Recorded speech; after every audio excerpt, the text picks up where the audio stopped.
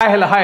See, இப்போ ரீசெண்டாக இந்த IAS ஆஃபீஸர் பூஜா கேட்கர் அவங்களோட இஷ்யூ பற்றி நம்ம டீட்டெயிலாக ஒரு வீடியோ போட்டிருந்தோம். இன்ஃபேக்ட் அதுக்கு நல்ல ரெஸ்பான்ஸ், நிறைய பேர் பர்சனலாக கால் பண்ணியெல்லாம் சில queries சில கொஸ்டின்ஸ்லாம் கேட்டிருந்தாங்க. ஃபைன்.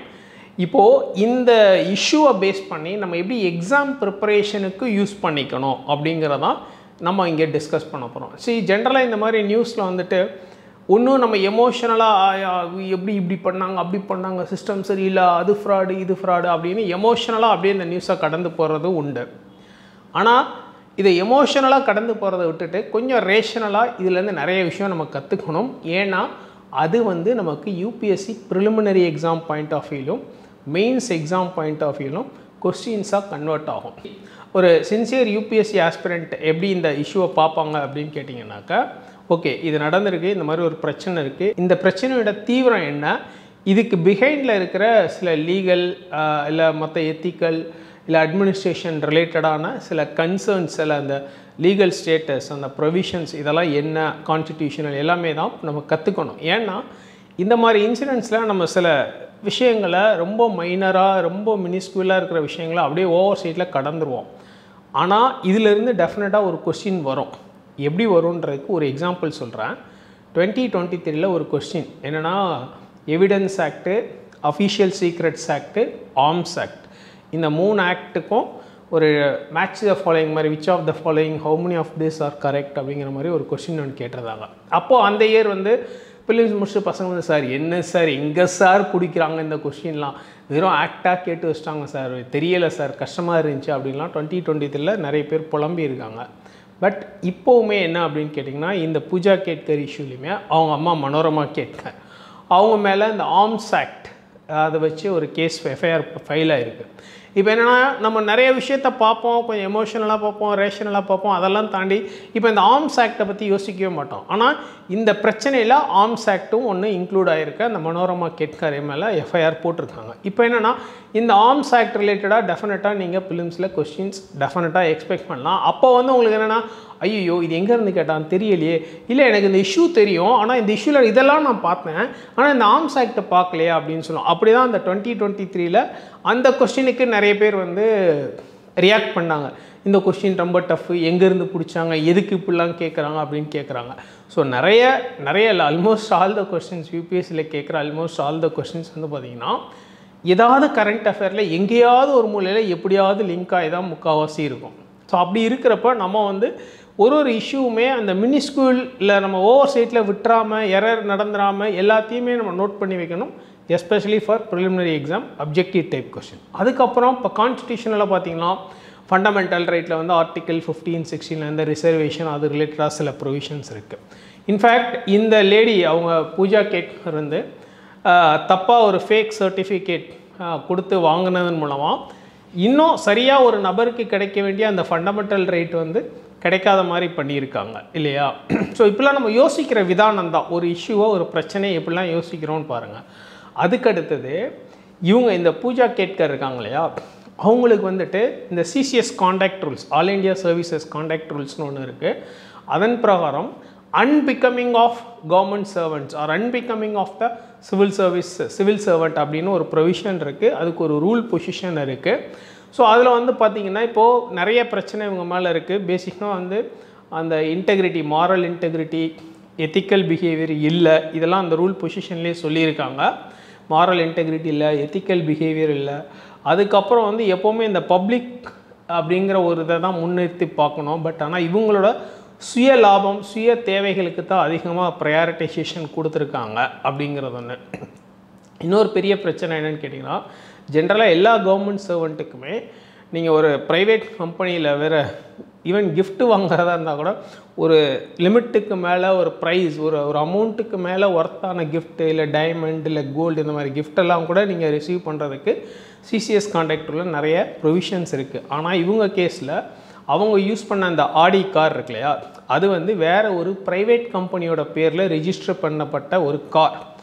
அப்போது அதுக்கப்புறம் அதன் மேலே ஒரு பெக்ஹாண்ட் லைட், ரெட் லைட் இதெல்லாம் யூஸ் பண்ணியிருக்காங்க, ரெட் ஆர் ப்ளூ லைட்லாம் யூஸ் பண்ணியிருக்காங்க. இது எல்லாமே violation of contact rules, unbecoming of civil services. சரிங்களா? இப்போ என்ன அப்படின்னு கேட்டிங்கன்னா இது எல்லாமே மெயின்ஸில் நம்ம எத்திக்ஸுக்கு ஆன்சர் எழுதும்போது டெஃபினட்டாக எக்ஸாம்பிளாக யூஸ் பண்ணலாம். ஏன்னா நிறைய கொஷின்ஸ் எத்திக்ஸ்லன்னா அந்த மாரல் இன்டெகிரிட்டி, அதுக்கப்புறம் வந்து டிரான்ஸ்பேரன்சி, கம்பேஷனேட், இந்த மாதிரியான வேர்ட்ஸு, டேர்ம்ஸு, அதுக்கப்புறம் வந்து ப்ரொஃபஷனல் இன்டெகிரிட்டினா என்ன, தனியாக அப்படியே டைரெக்டாக ஒரு கேஸ் ஸ்டடியாகவே கொடுக்கலாம். கேஸ் ஸ்டடியாகவே கொடுத்துட்டு what are the ethical issues involved in the issue அப்படின்னு கேட்கலாம். டெஃபினட்டாக case studies, most of the case studies வந்து பார்த்தீங்கன்னா கரண்ட் அஃபேர்ஸ்லேருந்து தான் வருது. அப்படி ஒரு எத்திக்ஸ் கொஸ்டின், எத்திக்கல் இஷ்யூஸ்னு வந்ததுன்னா, இப்போ நான் அந்த ரூல் பொசிஷன் சொன்னேன் இல்லைங்களா, ஸோ அந்த ரூல் பொசிஷன் பற்றி நான் இங்கே டிஸ்கிரிப்ஷன்லேயும் கொடுக்குறேன் பாருங்கள். ஸோ அந்த ரூல் பொசிஷனில் சில கன்சர்ன்ஸ் ரைஸ் பண்ணியிருக்காங்க இல்லையா, இது எல்லாத்தையும் நம்ம மென்ஷன் பண்ணிக்கலாம். அதுக்கப்புறம் இன்னொரு விஷயம் என்னென்னா, நான் அந்த பியூரோக்ராட்டிக் மொராலிட்டி அப்படின்னு சொன்னேன், அந்த வெபேரியன் பியூரோக்ராட்டிக் மொராலிட்டி, ரூல் பவுண்ட் அப்படின்னு சொல்லியிருந்தேன். அதாவது ஒரு கவர்மெண்ட் ஆஃபீஸ் அப்படின்னு எடுத்துக்கிட்டிங்கன்னா இது ஒரு ஹைராரிக்கல் ஸ்ட்ரக்சராக தான் இருக்குது. அதாவது junior level, mid level, senior level, senior most level அப்படின்னு ஒரு ஹைரார்கி இருக்குது. அண்ட் அந்த ஹைரார்கி பிரகாரம் ஒருத்தருக்கும் ஒரு ஆக்சசிபிள் பெனிஃபிட்ஸ், ஆக்சசிபிள் ரிசோர்ஸஸ், அதாவது கவர்மெண்ட்லேருந்து நீங்கள் என்னெல்லாம் யூஸ் பண்ணிக்கலாம், என்னெல்லாம் ஆக்சஸ் பண்ணலாம். இப்போ என்ட்ரி லெவலில் ஒரு ஆஃபீஸர், ஒரு சப் கலெக்டர், அடிஷ்னல் கலெக்டர், அந்த மாதிரி என்ட்ரி லெவலில், இல்லை ப்ரொபேஷனராக, இந்த மாதிரி இவங்க பூஜா கேட்கற மாதிரி ஒரு ப்ரொபேஷனராக இருக்காங்க. அப்புறம் அது ப்ரொமோட் ஆகி டிஸ்ட்ரிக்ட் கலெக்டர் ஆகிறாங்க. அது மாதிரி வேறு போஸ்டிங் வரும். அப்படி ஒரு போஸ்டிங் வரும்போது ஒரு செட் ஆஃப் ஆக்சசிபிலிட்டிஸ் கிடைக்கும். அப்போது நீங்கள் ஒரு ப்ரொபேஷனராக உங்களுக்கு எது கிடைக்கணுமோ அதுக்குள்ளே தான் நீங்கள் கேட்க முடியும். அண்ட் அதுதான் உங்களுக்கு கிடைக்கும். ஆனால் அதை மீறி நீங்கள் வேணால் உங்கள் மனசுக்குள்ளே வந்து நான் பெரிய கலெக்டர் ஆகிட்டேன் அப்படின்னு மனசுக்குள்ளே வேணால் திமிராக நினச்சிக்கலாம். பட் ஆனால் கிரவுண்டடாக பார்த்தீங்கன்னா நீங்கள் எவ்வளோ பெரிய கலெக்டர் ஆனாலும் சிஸ்டம் இஸ் சிஸ்டம். அந்த சிஸ்டத்துலேருந்து டீவியேட் ஆகி உங்களுக்கு கொடுக்கக்கூடாத, இல்லை உங்களுக்கு ஆக்சஸ் பண்ண முடியாத விஷயங்களை, இல்லை உங்களோட ஹையர் ஆஃபீஸர்ஸ்க்கு கிடைக்க வேண்டிய அளவுக்கு உங்களுக்கும் நீங்கள் கிடைக்கணும்னு நினைக்கிறது வந்து டெஃபினட்டாக அது வந்து violation of the code of conduct rules தான். இப்போ இந்த கேஸ்லேயே வந்து பார்த்தீங்கன்னா இவங்களோட அந்த பிஹேவியரல் பேட்டர்ன் பிடிக்காம அந்த கலெக்டரே கடுப்பாயிட்டார். என்னப்பா ஒரு ப்ரொபேஷனரி இவ்வளோ திமிராக பேசுகிறாங்க, நாங்கள்லாம் ப்ரொபேஷனாக இருந்தப்போ எங்களுக்கெல்லாம் இந்த மாதிரி இல்லை, நாங்களாம் எங்களுக்கு என்ன வேணுமோ அதுக்குள்ளே தானே நாங்கள் ப்ளே பண்ணோம், ஆனால் இந்த அம்மா மட்டும் என்ன இவ்வளோதான் பண்ணுறாங்க அப்படின்னு சொல்லி இந்த இஷ்யூவை பெருசாகினதே அந்த கலெக்டர் தான். அந்த கலெக்டர் தான் இந்த அம்மா ஏன் அப்படி பண்ணுறாங்க அப்படின்னு கேட்க ஆரம்பித்தாங்க. ஸோ எப்போவுமே ஒரு பியூரோக்ராட்டிக் சிஸ்டத்துக்குள்ளே அந்த ஹைரார்கிக்கல் ஸ்ட்ரக்சர் அப்படின்னு ஒன்று இருக்குது. அண்ட் அதுக்கு தகுந்த மாதிரி அதுக்குள்ளே தான் நம்ம எல்லாருமே ப்ளே பண்ண முடியும். ஸோ இதெல்லாம் தான் நம்ம வந்து ஒரு எத்திக்ஸ் கொஸ்டினாக வந்தாலுமே இப்படி வேறு டைமென்ஷன்ஸில் யோசிக்கணும். ப்ளஸ் அந்த வேர்ட்ஸ், அந்த கீவேர்ட்ஸ் எல்லாம் புல் பண்ணி நீங்கள் உள்ளே போட்டிங்கன்னா ஒரு எத்திக்ஸோட கேஸ் ஸ்டடியாகவுமே நல்ல ஆன்சர் ஜென்ரேட் ஆகும். ஸோ இந்த இஷ்யூவை வந்து ஒரு ப்ரிலிம்ஸ் பாயிண்ட் ஆஃப் வியூ அப்படியும் பார்க்கலாம், தென் எத்திக்ஸ் கேஸ் ஸ்டடியாக பார்க்கலாம், இல்லை எத்திக்ஸ்லேயே இன்னும் கோட்டெல்லாம் கேட்பாங்க சில நேரம், கோர்ட்டுக்கு நீங்கள் எக்ஸாம்பிளாக யூஸ் பண்ணலாம், டெர்மினாலஜிக்கு எக்ஸாம்பிளாக யூஸ் பண்ணலாம். அதுக்கப்புறம் இன்னொரு கொஸ்டின் கூட கேட்டிருந்தாங்க போன வருஷம், எல்லா ஆஃபீஸர்ஸுக்கும் ஒரே ரூல்ஸ் அண்ட் ரெகுலேஷன்ஸ் தான் இருக்குது. சில பாசிட்டிவ் மைண்டட் ஆஃபீஸர்ஸ் வந்து அந்த அந்த அந்த ரூல்ஸ் அண்ட் ரெகுலேஷன்ஸை வச்சு நல்லா பர்ஃபார்ம் பண்ணுறாங்க. சில நெகட்டிவ் மைண்டட் ஆஃபீஸர்ஸ் வந்து அந்த ரூல்ஸ் அண்ட் ரெகுலேஷன்ஸை வச்சு தவறாக பிஹேவ் பண்ணுறாங்க, தவறாக யூஸ் பண்ணிக்கிட்டு இருக்காங்க.